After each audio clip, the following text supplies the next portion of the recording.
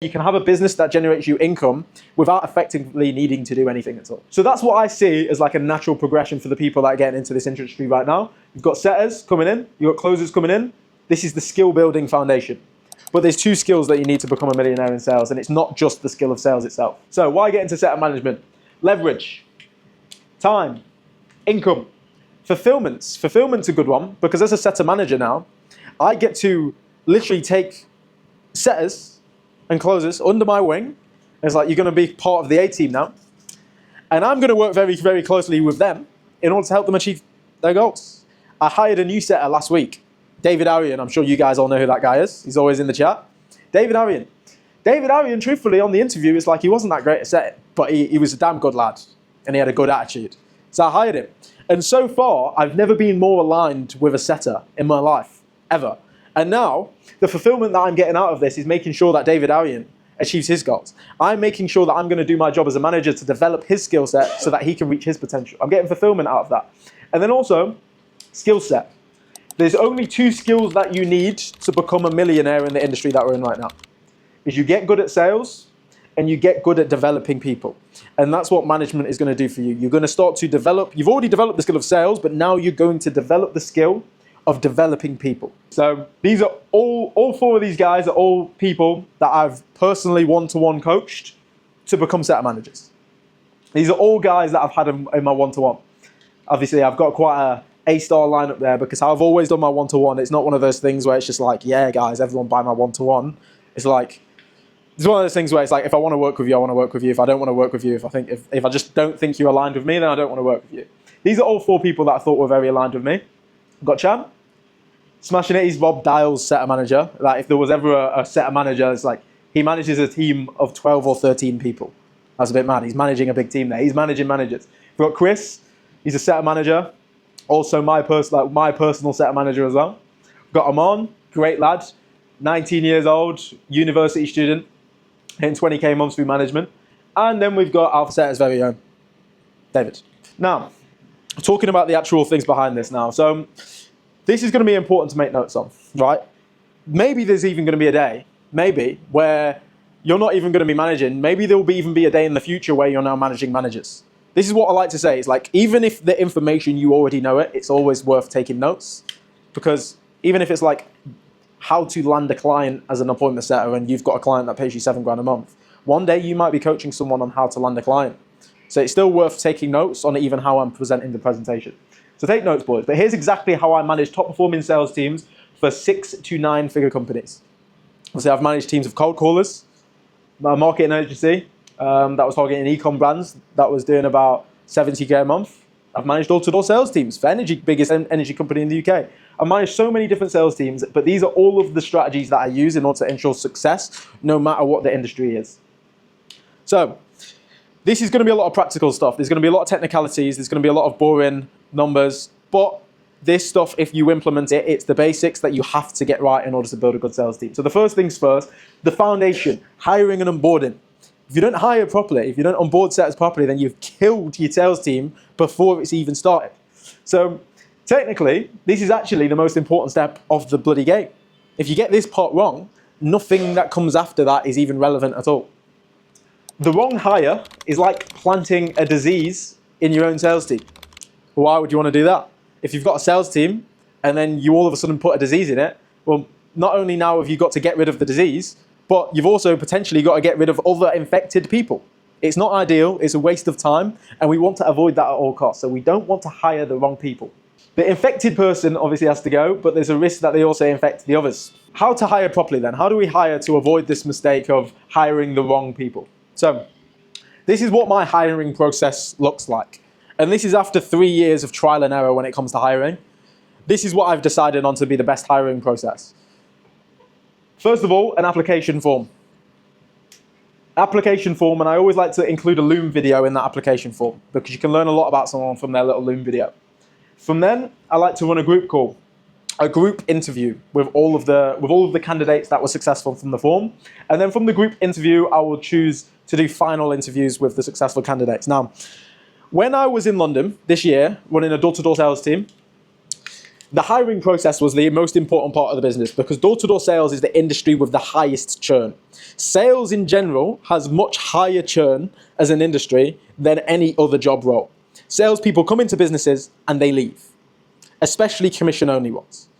So churn is one of the biggest things that you want to avoid in sales. Now, when I was doing door-to-door sales, the hiring was the most important part of the business. If anything, it was a recruitment company. That's what I would define door-to-door sales as, because there's always people that come and go. I was taking 30 interviews every single day when I was doing door-to-door sales. 30 interviews a day. I learned a lot about interviewing. I learned a lot about hiring. Now, what we're doing door-to-door sales is this form plus loom bit was a little bit different because it was prelims. We did something called preliminary interviews. So no one was sending looms for a bloody corporate, bloody door-to-door sales job. Instead, I'd have to sit there for like 4 hours and take a series of back to back of 5 to 10 minute interviews, which is the first impression, where I get to get a little bit of a vibe for them, ask them where they're based, what's their availability, when are they available to start working, what made you apply for the job, what do you know about the company. I'm long. Sitting there, unpaid labor, 4 hours of just taking Zoom call after Zoom call after Zoom call. It was just one Zoom link, and there'd be a waiting room of like 5 people, and you finally get the waiting room down to 1, and then all of a sudden another 3 people join. And it was just back to back interviews. Low leverage, very low leverage. But the great thing about the info space is we like to use fantastic things like looms. It's perfect.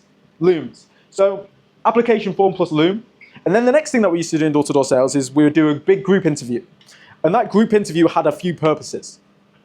That group interview, in person, it was called an assessment center, and I would run these assessment centers in door-to-door sales as one of the few people that was trusted with this job. Where I'd run them through a presentation, I'd get my whiteboard out and I'd start drawing, I'd educate them on the industry, I'd educate them on the job.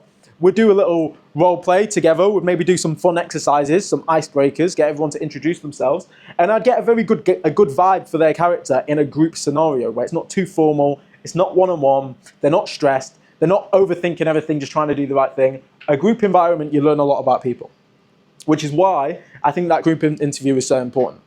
I would say that you learn a lot more about someone in a group interview than you do in the final. And then the final interview, that's my chance to really just confirm, okay, I liked his vibe, but could I see myself working with it? Like, what's his why? Like, what's his motivation behind this? Like, why does he want to win? Why does he want this job specifically? And I'll also take the final as a chance to actually test the setter. Do a little bit of role play, understand where his actual skills are at the moment. But let's actually break down every single one of these steps, because if you're new to all of this and you've never hired someone before, then you might not know what to look for or how to do this properly. So, first of all, the first things first, application form. What do we want on the application form is we want to get as many people to apply as possible. This is Chan, literally 2 weeks ago. Chan needed to hire a new setter for his client Robert Dial, who has 1 million followers on Instagram. Very good role. Chan was hiring for the exact same role that he started out on. The setter role that he started out on, started making 2K weeks, and then eventually got promoted to setter manager. He posted this on the left. Black screen, hiring full-time setter for my client Rob Dial. Cool. 8K offer, OTE 1 to 2K a month, full-time, managed by me, clear progression, apply. Black screen. He had 20 applications. You can't do a lot with 20 applications, I'm honest. Like, realistically, if you've got 20 applications, the chances of you finding an A player are quite slim. However, I told Chan, bro, like, that was dead. That application form is dead. What we want to do in the application form is we want to at least make it look like something people want to apply for. There's strategy behind this. Now, he put a picture of bloody Tenerife or something. I don't know where the fuck that is. But it's not great, but it's better than a black screen. It looks a little bit nicer, right? The aesthetics matter. Ideally, if you can get a really cool picture of you, or something like, or you looking like a G, something like that, but you want to put a good picture in the background. You want to make it look aesthetic. Sounds girly. Well, we're like becoming Canva warriors out here when we want to be big, strong set of managers. But the reality is, if it doesn't look attractive, then people are not going to start sharing it to their mates, sharing it in their group chat, and people are not going to want to apply for it. And then the next thing that we need to do is we need to highlight the strengths of the offer, right? It's like Rob Dial, mindset and business coach. Mindset and business coach sounds a bit dead. Everyone's a mindset coach. Why the fuck do I want to buy a mindset coach? But a mindset coach from someone with over 1 million followers, okay, he's actually credible now. We need to highlight the strengths of the offer. Not every offer is going to be a buddy 5K a month OTE.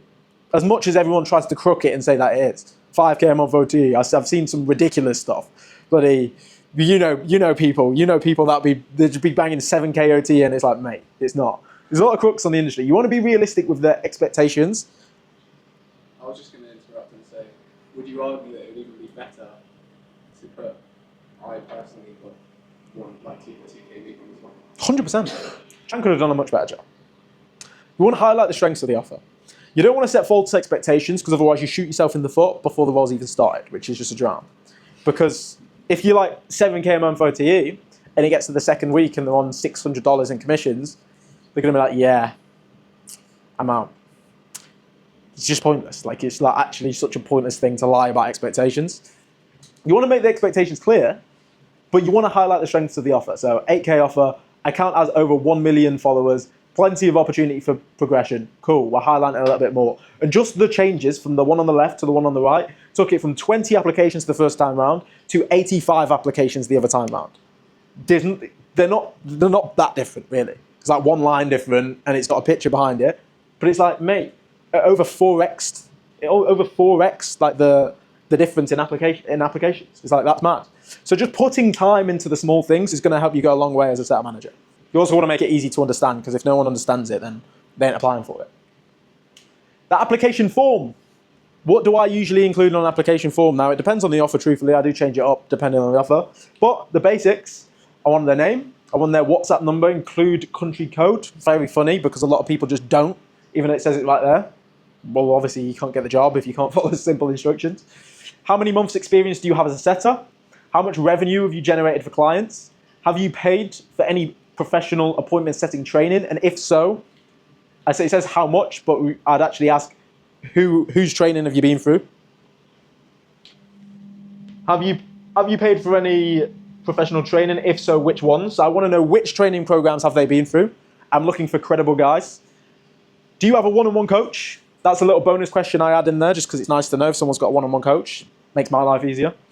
How many hours per day do you have to put into this? Do you have any other roles or work commitments? Obviously, if you're going to hire a setter and you're looking for someone full-time, I don't really care if they've got other commitments. Like, they can have another role if they want. They can have another job if they want. But I'm just if I've said I need someone that can do 6 hours a day, I'm just trying to gauge. It's like, okay, is that realistic? If they're telling me that they're a bloody heart surgeon, but they're telling me they've got 6 hours a day, I'm going to question that a little bit. Why do you think you'd be a good fit for this role? That's a good one. You can definitely filter out a lot of people on that question, as you can imagine. And then please make a 1 to 3 minute Loom video explaining who you are, what times you're fully available to set, and why you think you're a good fit for this role. Paste link in brackets. So this is what my application form usually looks like. And now let's talk about disqualification. Because at the end of the day, the whole purpose of this application form is not to choose the guys that you think look sick, is to get rid of the guys that you think look shit. If any of you guys have ever applied for a role, you filled out a form, but you didn't hear back from the guy, you got disqualified because they thought your application was ass, right? That's the reality. Like, I am actually paying very little attention to people where it's like, that was a sick Loom video, oh my God, that's a sick application. I'm really not putting that much thought into it. I'm actually just looking for red flags. That's all I'm actually doing. So when you guys are applying as setters as well, this is a lesson for all of you guys that don't have roles. When you are applying for a setter position, you're actually just trying to not show red flags. Like, you're just trying to get through to the next stage. You just don't want to be a dumbass, basically. So the disqualification phase here is like, literally, I'm just looking for red flags. So what do you guys think some red flags could be in an application form? Not answering questions properly, yeah. No experience, haven't paid for training. No experience and no training. Not actually putting a Loom video. Oh my gosh. Danny? Failing to put their country code. Failing to put their country code? Absolutely. These are all things that are like major red flags. Huh? One word answers? Yep. Soft, lazy, sloppy. Don't want you in my DMs. That's for damn sure. So really, if you can't fill out an application form, then it's like you can't be trusted to log into my Instagram account and deal with all my hot leads because you're going to waste me money. And that's just a long day. I'm just not going to. Right? And the goal is to get enough applications on the form to the point where it's like you've got that abundance. You can disqualify people. You can just be disqualifying, right? So These are some things, some typical things that I think would be like major red flags that I'd disqualify for, right? So first of all, no training. If someone's not paid for, like, been through any paid training, it's like realistically, there's enough people in the market that have been through paid training. So why would I go for someone that's not had paid training as opposed to someone that has had paid training? It's illogical. It's pointless. Obviously, I'd just rather go for someone that's got paid training. They know more about setting. They've got better mindsets because appointment setting training usually has some sort of mindset training behind it. They've got support. They've got support. If you just walk into my thing off the street, some homeless guy, like, you've not got no training, then no. Country. It's called a spade a spade. Ain't no one I want to hire no. Let's call it a spade a spade. It's like if I see that country code on that WhatsApp, it's not from a first world country. It's an instant disqualification. No Loom link. It's soft. It's lazy. If for example you put a G Drive link to a G Drive video, I would still consider that not being able to follow basic instructions. And if you can't follow basic instructions, then you can't be my appointment setter. So if it says put a Loom link, don't send them a bloody video on Instagram. Don't put a G Drive link. Definitely don't put NA, but actually go to the Loom website and make a Loom video. And don't send an old one. And don't send an old one. That's a good one as well. Loom link. If I can see that that Loom link is any more than 1 day old, I'm not watching it. Period. Genuinely, I'm not watching it. It's like, it's a 1 to 3 minute video. Make a fresh video for each application form that you fill out, because it takes 1 to 3 minutes. And if you can't do that, then you're just proving to me that you're not an A player. You're not willing to do whatever it takes to win. You're not paying attention to detail. And that means you're not going to be the best setter that I could hire for my team. Doesn't follow simple instructions. That's like the country code. For example, it's like, let's say it's like, how many hours per day would you have to put into this? And it doesn't tell me how many hours. Like, let's say they say something like, I'm really dedicated. Yeah, exactly. It's like, no, I'm really dedicated is not an amount of hours, buddy. So someone that can't follow simple instructions is like that. And again, this is great lessons for the guys that don't have roles, because this is exactly what to avoid. This is from a manager's perspective on like, what am I cutting people off for? Lazy messages. Why do you think you're a good fit for this? I'm a hard worker and I'm dedicated. Yeah, okay, buddy. Cool. And time in the game plus experience. Time in the game plus experience, that how long have you been appointment setting for and how much revenue you've generated for clients? For me, that's not a deal breaker. David Arian is someone that has not generated pretty much any money, but I still hired him as my own personal setter because I still thought he was a great guy. He's got a good student mentality. Good student mentality, I see him on every single one of my group calls. He's always asking me questions privately. I was just so aligned with him that I thought I'd hire him. Because skills I can train, but mentality I can't teach. Attitude I can't teach, and beliefs I can't teach. Yeah, so that time in the game plus experience. If there is an offer where I've just signed a client and they're doing £250,000 a month and I'm hiring a closer, realistically, I probably am just going to hire a closer that I know is street tested. I want if I've got an A-star offer, then I want an A-star sales team member. But if it's a developing offer, if it's an offer that's doing less than 100K a month, at the end of the day, I'm looking to scale with the company. I'm looking to build a team that I can be with long term. I'm looking to build a team that I'm aligned with. Because I know my skill set, I can train anyone and make them good as long as they've got the right attitude. The disqualification, I want it to leave me with 10 to 20 guys at the end of that disqualification process. That's what I want to be left with. I go down the list, and it's like, let's say you've got 100 applications, you've got 100 Loom videos. Am I watching 100 Loom videos? Hell no. Because the first thing that I'm doing, going back to this, is like I'm going in order. The first thing that I'm probably going to do is country. I'm going to disqualify all of the third world country numbers. I'm not going to look at anything else about their application. I'm just going to black it out. The next thing that I'm going to look for is paid training. I'm not going to look at anything else about their application. I'm just going to start blacking it out. And it's like you want to be efficient. You don't want to spend too much time reviewing every Loom video of every unqualified person. If they quite clearly don't hit criteria, then don't waste time reviewing them at the bloody application and their Loom video, just black it out. If I said the requirement for this role is 5 hours a day and they've put 2, I'm not watching their Loom video. It's pointless, it's a waste of time, right? So yeah, after the disqualification process, I want to be left with 10 to 20 guys. Now the group interview, why do we do that?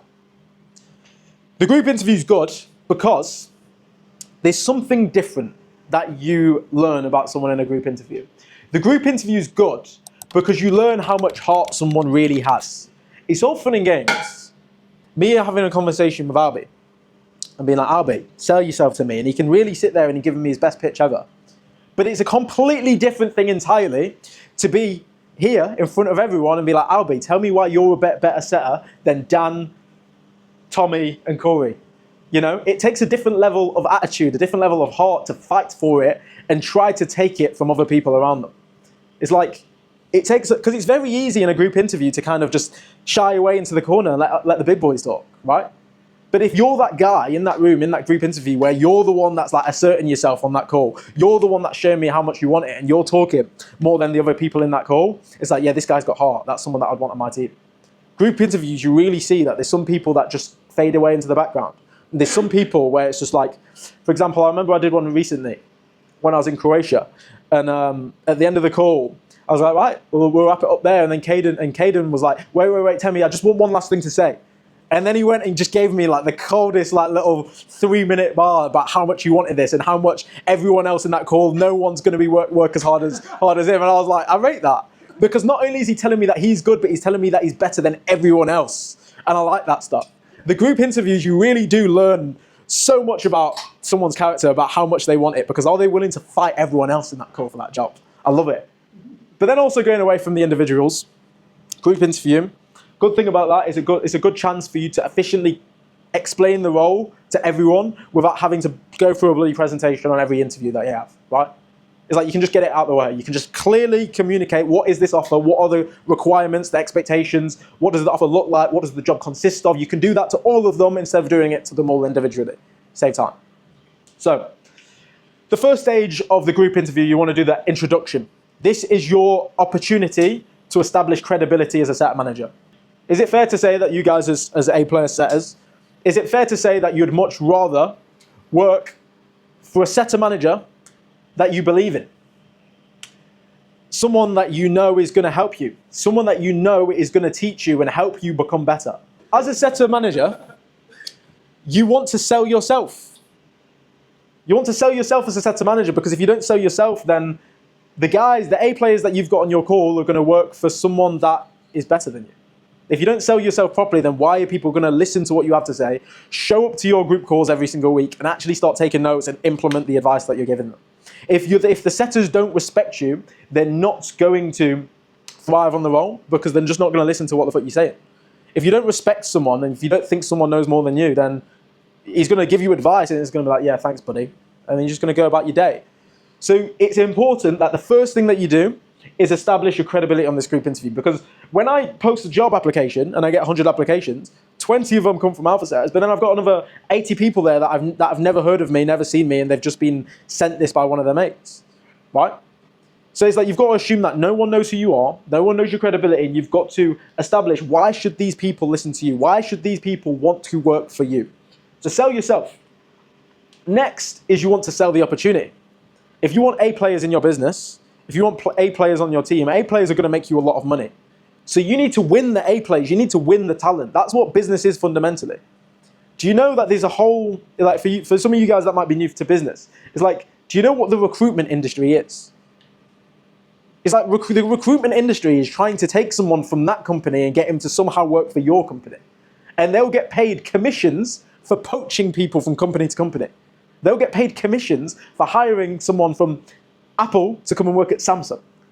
Because talent is what leads. I mean, even go back to the study that we saw earlier. Team was one of the most important things that scales businesses. Team.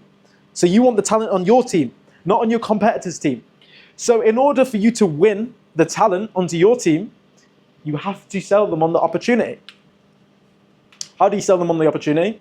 Okay, well, what are they going to benefit from this role? Even if it's a low OTE from the start, okay, they're going to develop skills. What skills are they going to develop? How are they going to develop those skills? What does progression look like from here? What have other people on your team made historically? For Chan, what did he make historically? Right? You've got to explain the opportunity in front of them. So this is the offer. This is why this is a good business. This is the business owner and everything that the business owner has been able to achieve. This is how much revenue the company is generating. These are our targets going into next year. These are the KPIs, the average numbers that our sales team hit consistently. Like, walk them through the data, walk them through what the client opportunity actually looks like. Why this client? Why do you like working with that client as a setter manager? If you signed this client as a setter manager, you must have signed him as a client for a reason, because you thought you was going to make money as a setter manager. If you're going to make money as a setter manager, then you just need to communicate that the setters are going to make money as part of this team because it's a good client. There's a lot of bad clients. Why is this a good one? So I'd take 5 minutes at least. Ideally, maybe even prepare some slides or something. Prepare something to show them, but show them the opportunity. Because once someone knows that this is going to be beneficial for them, they're going to fight a lot harder to get that role. And they're going to fight a lot harder for you once they get the role. The next step of a group interview is to do some group introduction. So this is when I'm just going to go around the whole room, be like, introduce yourself. Like, Corey, introduce yourself. Morgan, introduce yourself. Sam, introduce yourself. I'm just going to go around everyone and get them to do a quick 1-minute introduction. I'm going to be like, Danny, if you could just introduce yourself to the group, tell us what's your name, how long you've been setting for, and like just tell us something interesting about yourself. And I'll just get you to do an introduction. And then I'm literally just going to go down this whole Zoom call and get everyone to do it. Now, when you're doing these when you're getting people to introduce themselves, you're going to learn a lot. You're going to learn who's shy. You're going to learn who's talkative. But sometimes you might think someone's shy, but the ice just hasn't been broken yet. So don't be too harsh on judging people based on their introduction. That's one thing that I've learned. I've learned that there's some people that have been really shy in their introduction. They've come out of the shell and they've been fucking superstars. So if I say, Killian, give us an introduction, and he doesn't really say much, I'll be like, oh, tell us a bit more, pal. Like, whereabouts are you from? Like, what are your goals? Like, I'm just going to prompt him. I'm going to help him out. I'm going to prompt him. Oh, say a bit more, pal. Yeah, good to meet you, Killian. Like, where are you from? I'm going to get him to talk a little bit. I'm going to try and get him to open up. If there's someone that has just got verbal diarrhea and he just won't stop talking, and it's like, I've got to get through everyone in the chat room, then all I'm going to be is like, sorry, Killian, but like, well, I'm going to cut you off there just because we've got to get through everyone. And don't be afraid to just cut someone off if they're just bare talking, right? So if someone's not said enough, prompt them, help them out, help them talk more. If someone's got verbal diarrhea, just cut them off and move on to the next person, okay? Now, the next stage of the interview, right? So I've got everyone to introduce themselves. Now this is when I'm going to put people on the spot, because I believe that if you are a very good salesperson and you're truly about it, you shouldn't need to sit there and think for ages in order to give a response. You should just know these things. It's like if I went to David, I need to think about it. If he takes longer than 5 seconds to come back with an objection handle, I know that David's not really a good closer, because it should be so ingrained in him. He should know the answers. So what I'm going to do is quick fire questions. Go around the room at random. I'm just going to be firing from the hip. You could get it. You could get it. You could get it. You're going to get it at some point, but it's going to be a random order. And I'm going to start asking quick fire questions, putting them on the spot. Because I want to know, okay, or how much have they internalized the training that they've been through? How much do they know the game? So it's a bit mean, but like truthfully, it's like you're going to learn whether someone really knows about it or not. I've had some people that just really drown at this part, but it's been a big learning lesson for them. And they've gone through the training again for the second time, they've made notes properly, they've internalized it, and then they've come back stronger. I can think of one alpha set off the top of my head that's doing really well right now. That last time I did a group interview with him, I asked him a quick fire question, and it's like he was drowning so hard that he said, oh, my sister's calling, and he got up and left. That's how hard he drowned. But he took that as a learning lesson. He sent me a message on WhatsApp. He was like, pal, I know I messed that up. I know I drowned. And that little bit of embarrassment that I had to feel, that pain, made him become better. So don't feel bad for putting people on the spot. And if you think someone is being like giving some great answers, sometimes I'll like really test that. I really test how far I can push him. If I think someone's giving great answers, he seems to be super confident, like I'll try and catch him out with something. I'll be a bit nasty. I'll try and get him. I'll try and. And if he deals with everything, then fantastic. I mean, he's in a solid position going into the final interviews. Quick fire questions. So there's 3 different types of quick fire questions that I'll ask in an interview. First of all, sales theory questions. So this is just general set of knowledge. How do you make sure the prospects show up to their booked call? Everyone should know that. So if I go bang, he's like, can I have some time to think about it? You don't know to say. How do you deal with prospects that leave you unread? How do you deal with people asking for the price in DMs? Just these are some examples. There's loads of general set of knowledge questions that you can ask people. Okay? Live role play scenarios. So walk me through what would you do if you didn't book any calls for 2 days in a row? Like what would you do if this was the situation? And tell me, like, walk me through the situation. What would you say if I said, can you just send me an email? Objection. What would you do if John put 0 to invest in the Calendly form? What would you say to him in the DMs? What would your message say? All right, so just like live examples, like what exactly would you do, or what exactly would you say? And then next ones are personal questions, so just about them. Example, why do you think this was fantastic? I remember in door-to-door sales doing a final interview with this guy. He smashed it on the prelim. He was telling, I was like, why do you want this job? And he was saying stuff like, I just look at all of like the greatest emperors of the past, and it's like they all took the time to like master one skill, and they got really, really good at something, whether it was swordsmanship, military command, or something. And I've decided that I want to be like them. I want to be a great person who's remembered in history. I'm gonna master sales. I was like, this guy's pretty hard. I like it. It was cool. And then for the prelim, because he's like he had this big beard and he's like quite like a stoic, like alpha type guy. Sat him down in the final interview, and I get scary in the final interview. The group interview is like la la la. Final interview, I'm sat there in my suit, one-on-one in the boardroom, sat across from him. Do you think you're a good fit for this? Is that what he meant? Is that what he said? Yeah, I'm asking you a question. Do you think you're a good fit for this? Yeah. Why? My favourite move ever. Fucking love it. Fucking love it. Honestly, doing that in final interviews. And I was chatting to this guy after this, this guy that I was talking about, and I did that to him in the boardroom. He got the job, and he was like, bro, I think I shot myself. When you did that. Because it's like the no hesitation, like just don't break eye contact. It don't work as well on Zoom calls, but it still does work. It's fun. Personal questions. Do you think you'd be a good fit for this? Yeah? Why? Straight away, pre-fire it. What do you want your life to look like in 5 years? What makes you think you would do a better job than the other setters in this call at the moment? Let's see how hard they're willing to fight against everyone else. Create some competition, right? So I like to ask these questions because the quick fire, the way that they can improvise and think on the spot shows me how much belief that they have in themselves as a setter. So this is what I'm looking for. Final interview now. So, final interview. I'm aiming to get around 5 people to that final interview stage. And at this point, I'm really trying to gauge their character. If I think that they align with me and my style of appointment setting, and also getting very, very clear on their why. Well, why do they want to do this? Why do they want this job? What are their goals? What I'd also like to do on those final interviews is take 10, 15 minutes to actually do some setter role play. Pretending that we're on this offer already. I'm not expecting it to be perfect. They're not on the offer yet. They don't know. They don't know the ICP. They don't know the qualifications. They don't know much. But this is just for me to gauge their general skills. Do they know the basics? I'm going to do some role play with them. I'm going to bang it on the Zoom chat, and I'm going to say, right, we're going to do some live appointment setting role play. I want you to pretend like I'm a lead, and I want you to appointment set me. And not only that, I want you to talk me through the messages that you're sending and why you're sending that message. I want you to talk me through your thought process behind everything that you do. And this is going to give me a good indication of their setting ability. Okay? And that's what I'm going to do for the final interview. For this final interview, I'm really looking for people that I align with. I'm really looking for people that I think have got a good student mentality and want to learn. And I'm looking for people that have got very clear goals set in place. I think the central nervous system is a very intelligent thing. I think we don't trust it enough nowadays. I think we're always overthinking everything. But when it comes to me, and making that decision off the five final interviews that I do, I go on gut feeling.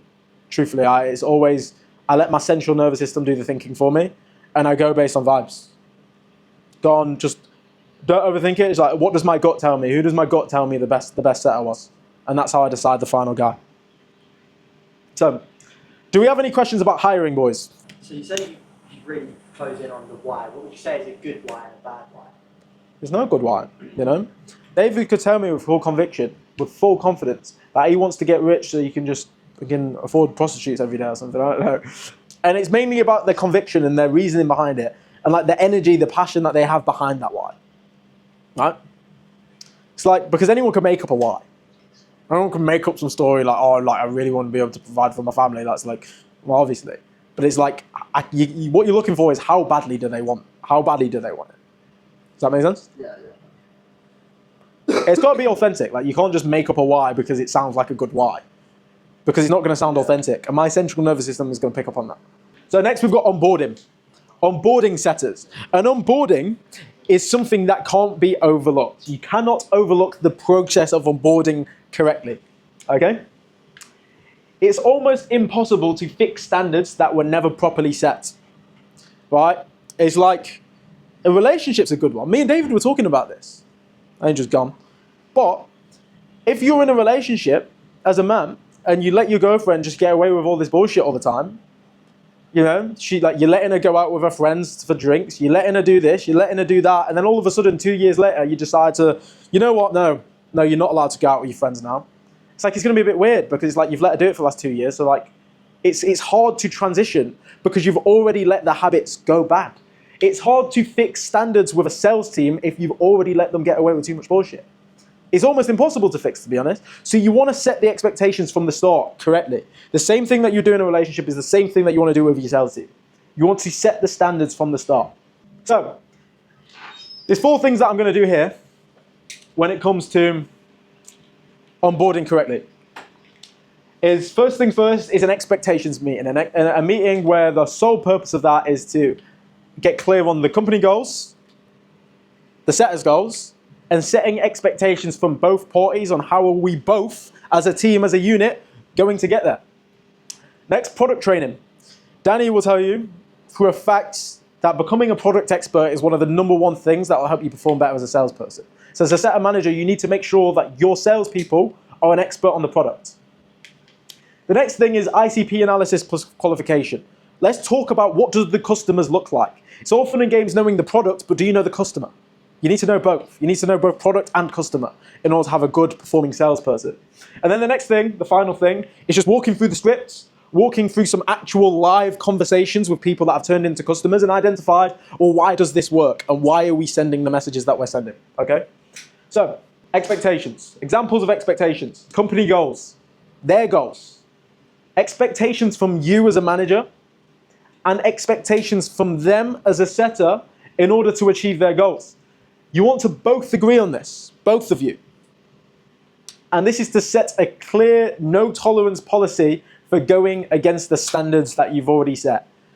Set the standards of a team full of winners. So, notice what I say there. Company goals, so these are the goals for the company, but I also want to know what the setter's goals, because we're a team now. I want the setter to achieve everything that they want to achieve. David and Chris both were an absolute pleasure to work with. But I cared about their goals, which is why they were a pleasure to work with. The reason why David was great, the reason why Chris was great, is because I knew their goals, and I was doing everything that I could do as a manager to support them. Both David and Chris have both got to a point where, okay, well, it's time for them to leave. That sucks. I've lost my great salespeople now. But I had helped them progress to the point where it was time for them to move on to the next thing. That's the thing. If you're not here to support your setters, then why are they going to fight for you? David wanted to be a manager. David's a manager. He doesn't work for me anymore, and it's a shame. If David worked for me right now, I would probably make loads of money. But you have to be there to support your team. You have to be there to help them get to their goals. So what are your goals? Here's our goals. What do you expect from me as a manager in order to help you get to your goals? And here, okay, and now let's set out some expectations from yourself. Kian, you've told me that you want to achieve this, this, and this. Let's set some expectations to make sure you get there, pal. I mean, let me ask you, Kian, what do you feel like you would have to do every day if you wanted to hit 5K a month in commissions?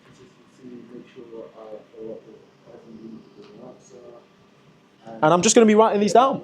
I'm going to be writing these down with you. I'm going to be like, Kian, make sure you write these down, pal. And it's like you're setting your own expectations now. It's like, okay, Kian, so it's like you want to make 5K a month. You're super dedicated to that. You want to look after your family. Cool. So if you don't follow up with leads, I'm going to call you out on that.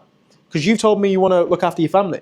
And you've told me that in order to get there, you need to follow up with all your leads. So if you don't follow up with your leads, we're going to have a problem. That makes sense, right? It's fair enough. And it's like what you're going to realize in this expectations meeting that you're never going to be unreasonable. They're always going to be on the same page. Because it makes sense. Because it's in your best interest now. You don't want to make everything always about my best interest and the company. It's about them. Because they don't know you. They don't know the client. They're going to fight for themselves. So get clear on what are their goals, set expectations, what do you need to do as a manager to support them, and what do they need to do in order to support themselves. So some examples of expectations. Always be on time to meetings. You know, me and David Arian had such a sick expectations meeting. Honestly, it's great. Always be on time to meetings. And I'll always make them set the expectations, and then anything that they miss, I'll add it on them at the end. But I like letting them set their own expectations. Be on time to meetings. Always have 100% attitude. So what does that mean? What do you think that means, Danny, having 100% attitude? I think it means not having any doubt that you can always find a way to make it work. Yeah, exactly. Every day is a new day. And you're excited, you're confident, you're going to book some calls today, and you're going to come to me with energy. Right? Always take notes. You know, you've heard me about talking about taking notes a lot today. There's one thing that pisses me off is if I'm on a call with my setter and I'm telling him some stuff that he needs to change in order to make more money, and that nigga's not taking notes. Even if you're just teaching someone anything. Exactly. Piss me off. Always maintain 100% attitude. So having 100% attitude and maintaining an attitude are two very different things. Because anyone can wake up in the morning and be like, I'm going to have a great day today. But then it gets to 6 p.m, the sun's gone down, you've got no customers for the day, you've not done 80 doors. It's a different thing of continuing to have that attitude after you've had a stinky day. But in that situation is I'm saying I'm never expecting my setter to be bouncing over rainbows 100% of the time. But what I am expecting from my setter is that when you recognize that your attitude has gone down, You're not going to call your girlfriend, start whining. You're going to call me, and we'll work it out. We'll build that energy back up. What I'm expecting is that a setter can be self-aware and recognize when he's lost his attitude, and then go out there and do whatever he's got to do in order to get that attitude back. He's got to take an hour out, go to the gym, cool. If he's got to go sparring, cool. If he's just got to call me and we'll have a chat and we'll have a vibe, cool. One of the reasons why David has been, I like making jokes with David, but truthfully, one of the reasons why David is one of the most amazing people to work with ever is because David, I find it very, very easy, because me and David just vibe and we've got good banter, very, very, very easy to take David's attitude and bring it back up. David's like the easiest person to get his attitude back up, and it makes him an absolute pleasure to work with. Maintaining 100% attitude. If you've got a belter of a lead booked in for 4 p.m. and then he blocks you, well, it's easy to get nagged, but it's fine to be nagged. But what's not fine is staying nagged. Next, fill out the end of the day report every single day. You're setting the expectation that they have to do that every day. And if you set that expectation, they agree on it, and you agree on it, okay, well, if it doesn't happen tomorrow, then we've got beef. It's a mutual understanding. It's not going to be like you're being unreasonable now because you've both agreed on it. Always hit KPIs. Always hit the minimum standard. Speed to lead. If you're on a dialing roll or something like that and your speed to lead is bloody 17 minutes, it's not good enough. Speed to lead, 5 minutes. Always manage your pipeline properly. I've fired setters because they've not managed pipelines properly. If you're not filling out that CRM, boy, again, we will fight to the death. That's one of the worst ones. It is. No excuses. There's no excuses. And then the next one, always be asking questions. If you haven't got questions, I'm going to be like, okay, big man, do you want my job then? Yeah, big man, Mr. Know-it-all, Mr. Top Setter. You and all your questions, pal. I can ask you questions if you want me. If you're not asking questions, like genuinely, like, do you want to get better? Do you want to learn? Do you want to make more money? Yes or no? So always be asking questions. You're also going to get them to set expectations for you as a manager as well, right?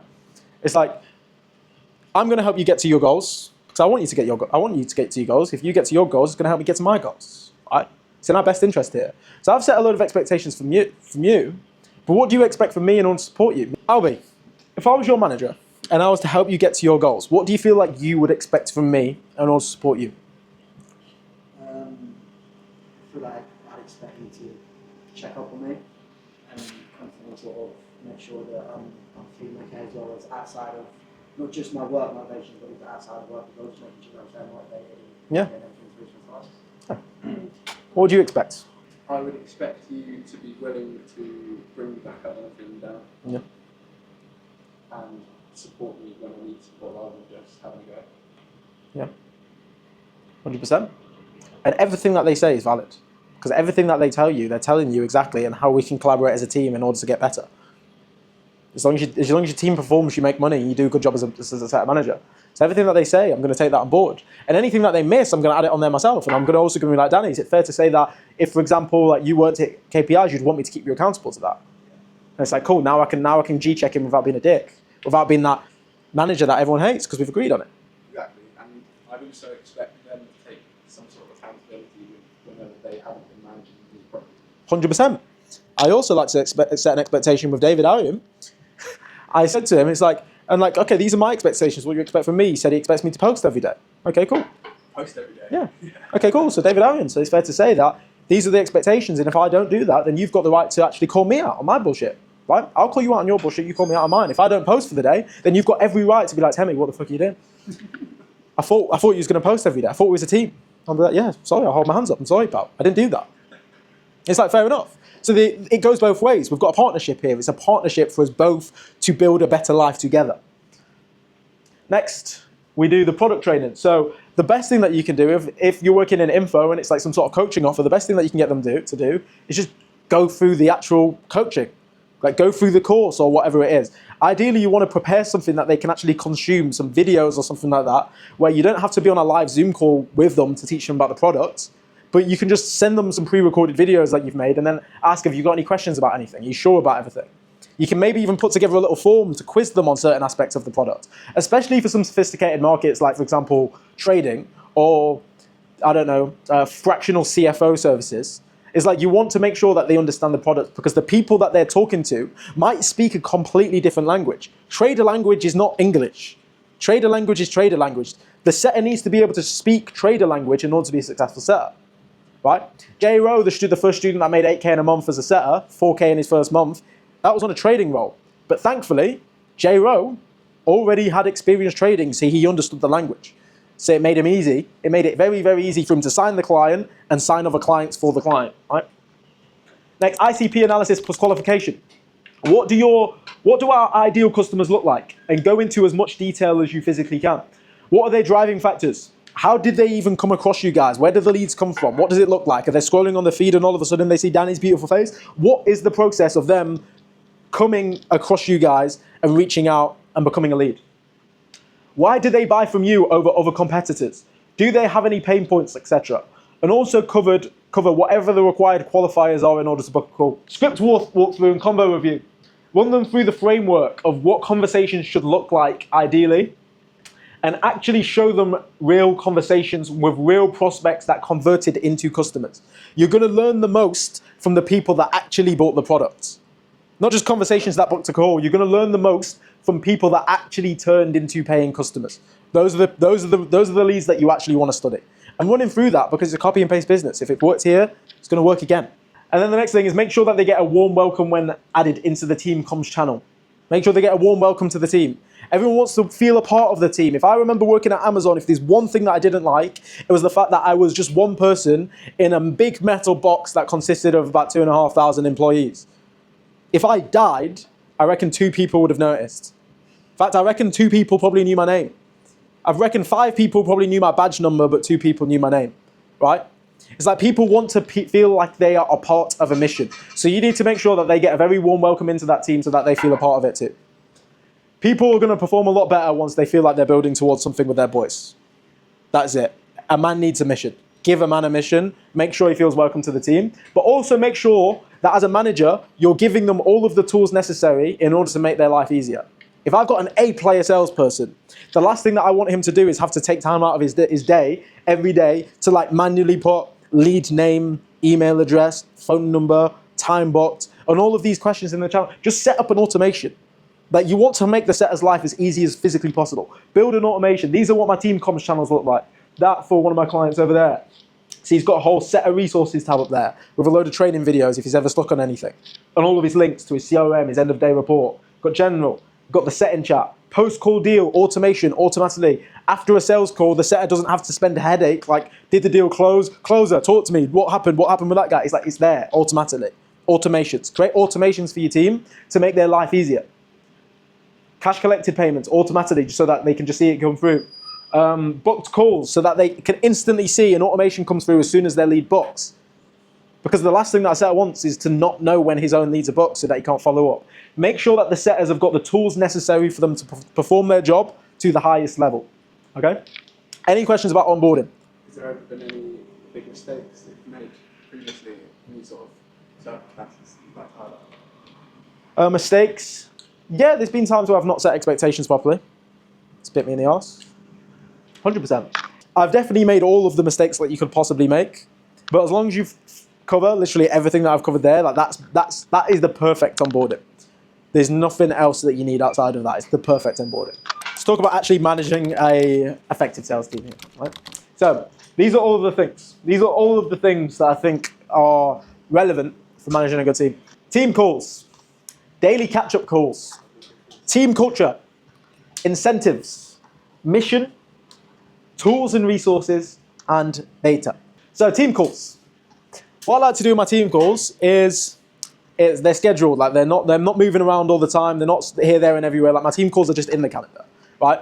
And how I usually like to do this is if I've got a team of more than one setter, I'll usually just make those team calls scheduled every day, Monday to Friday, 5 times a week. If there's more than one setter, then I'll have 5 calls a week, scheduled. But if there's only one setter that I'm managing, then usually I'll either be 2 or 3 times scheduled into the calendar, but I'll also have a daily catch-up call with them anyway. And what I do on those team calls is I have different days allocated to different things. I'm not just jumping on these team calls with nothing prepared and freestyling like Slim Shady. I've got something dedicated to every single day of the week. So for example, with me and David Arian, Thursdays are specifically for conversation review, DM review, where we're looking at some screenshots from the DMs and finding ways where we could have done that conversation better. David Arian knows on a Tuesday, what we're going to do is, one, we're going to set some targets. We're going to review last week's performance and we're going to set some targets. But the main thing that we're going to do on Tuesday is I'm going to have analysed all of the data for last week, all of the daily reports and all of the KPIs, and I'm going to have planned something to fix whatever the bottleneck is in the businesses. If, for example, I can see that we've sent a lot of calendars, but we've not booked a lot of calls, then Tuesday, I'm going to have something prepared on how we can solve that problem, okay? So it's like you want to have different days of the week aligned for different things. You never want to be freestyling. You always want to take a little bit of time to prepare these calls beforehand. It can feel like a lot of work sometimes having to take an hour call and an hour preparation, but truthfully, it's one of the highest leverage things that you can do as a setter manager is just taking that time to prepare the calls, okay?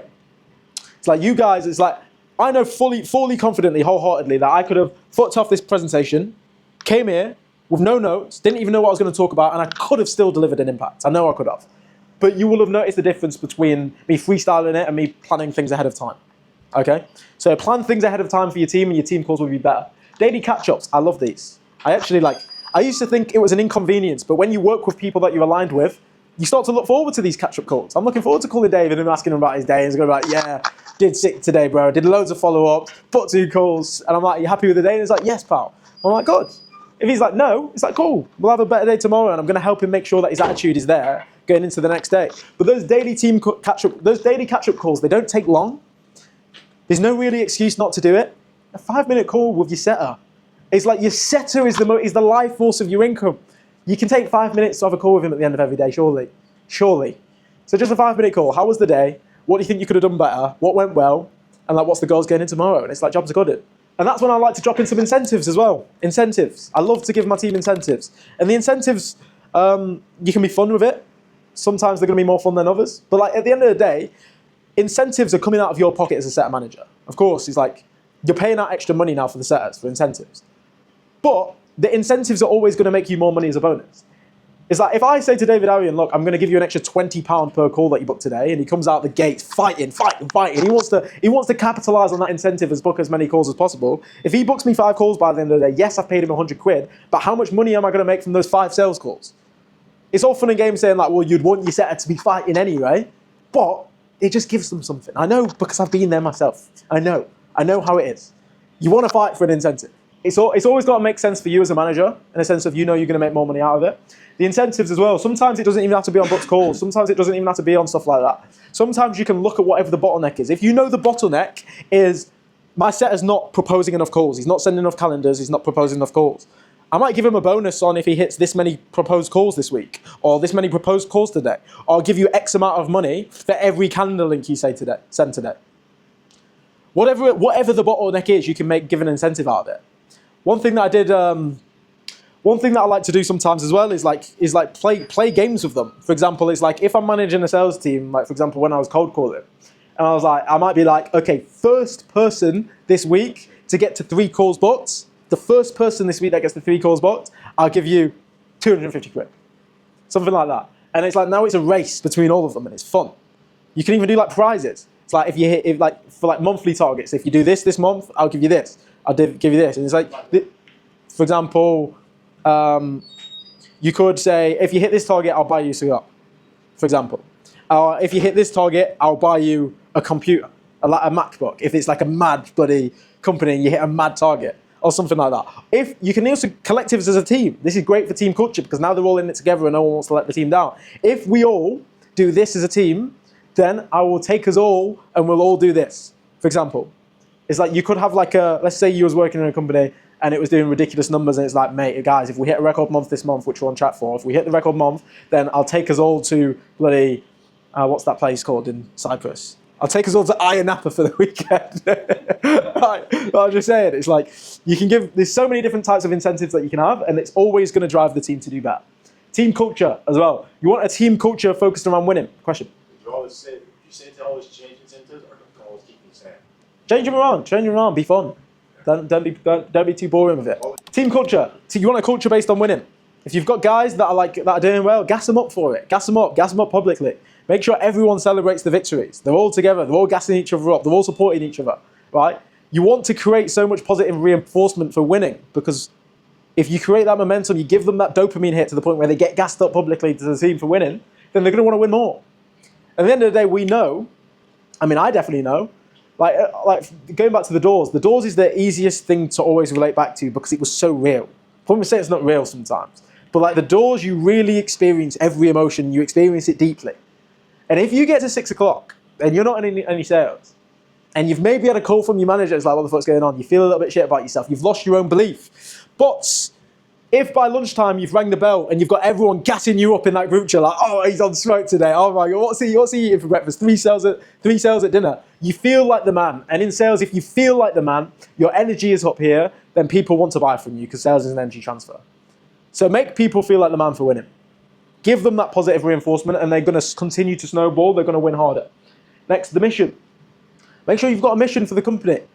You know, Chris, David Arian, Benjamin, these are all three people that were so in love. They're so in love with the Alpha Setter community. They're so aligned with the mission of Project 300 and building this sales community. They're so on board because they've got so much beliefs in Alpha Setters that they're in it for the mission. Chris never wanted to leave me. Chris could be making 50 grand a month, and I promise you, if I said so, he'd jump in my DMs and be my DM setter. I had to fire Chris. I was like, Chris, why are you doing it? Why are you still here? You've got your own coaching program, brother. You've got your own set of management company, brother. You're making way more from your own business than you're making from me. Like, why are you actually still here? Like, I had to let him go because he was so aligned with the mission that he wanted to fight for me. So have a mission that the boys can work towards. They have to believe in your product and they have to believe in your vision. Paint that for them, okay? Tools and resources. You can have good setters, but without good tools, without good resources, without good systems, they're fighting an uphill battle. You don't want your setters to fight an uphill battle.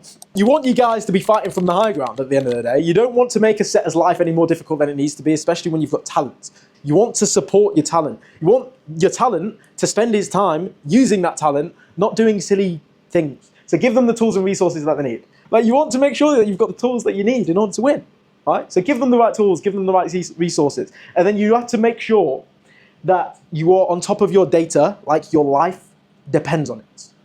Genuinely. So overlooked. Like, your life depends on it.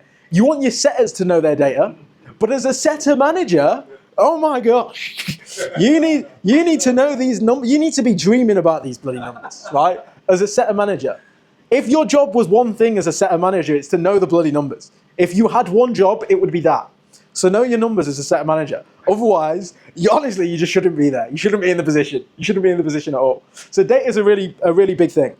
And you need to make sure that you're taking the time to track your data properly. I will fire a setter if he's not doing his end-of-day report. I would also fire a setter manager if I asked him, like, okay, like what are the average KPIs that we're looking at the moment? And he didn't know.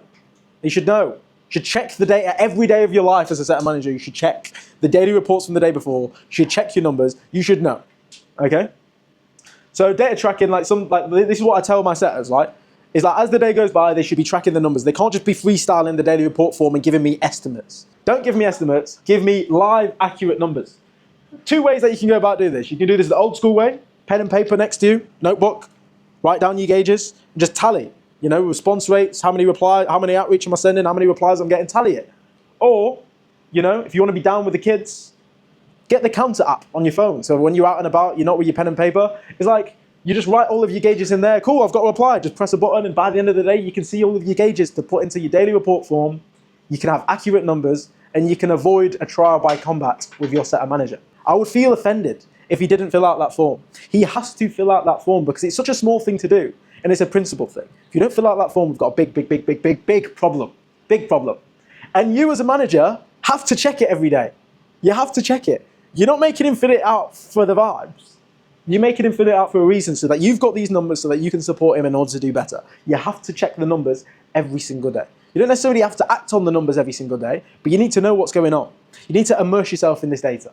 Connected to your dashboard. Having a good dashboard will help you so much as a setter manager. Being able to see your numbers in the most clear way possible for you to internalize that. It will really help you by having a good dashboard. Very simple to set up, but very useful. Especially when you've got a team of multiple people and you can actually make it to the point where it's like everyone's got public access to that, right? Like right now, for alpha setters, we've got two setters. We've got David, Arian, and we've got Oscar. And it's like there's the dashboard. And we can see, it's like a battle. It's me and David versus Yomi and Oscar. But it's like when you can make it public information where you can quite clearly see who the top performers are, it's like you're creating that team culture, you're creating that competitive spirit because men are competitive. Salesmen are even more competitive. because that's why we got into the industry, because we are competitive. We want to win, we want to earn those commissions, and we want to make more commissions than everyone else. No one joins the sales team and wants to be the bottom salesperson, because that's embarrassing. Everyone wants to be the top dog, the big dog. So connect it to your dashboard so that you can see your data, you can spot patterns over time, you can create that team culture, and you can really immerse yourself in the data so you know what you need to do to fix the sales team. With the data, you always do something called solving for the bottleneck. If you can look at all the numbers and be like, okay, the bottleneck is we've not booked enough calls. That's not enough intel there. What is the actual bottleneck? Is it because they've not sent a follow-up in the last 5 days? Is it because for some reason they've sent loads of calendars but they've not got loads of bookings? Or are they just not hitting KPIs in terms of the outreach that they're doing? You're not going to solve for a random problem. You're going to solve for the biggest problem. And the data is going to show you that. The data is going to show you what is the highest leverage thing for you to work on with your setter on a day-to-day basis.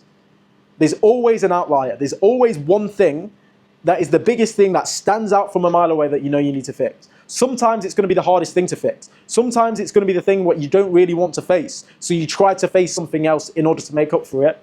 But in that situation, that's just not the winning mentality. It's just not the winning mentality. You have to be always willing to solve for the actual most important thing, which is the bottleneck. And the data is going to tell you that. Again, if you're not checking your data every single day, you're not going to know the bottleneck. You're not going to know what you need to solve for.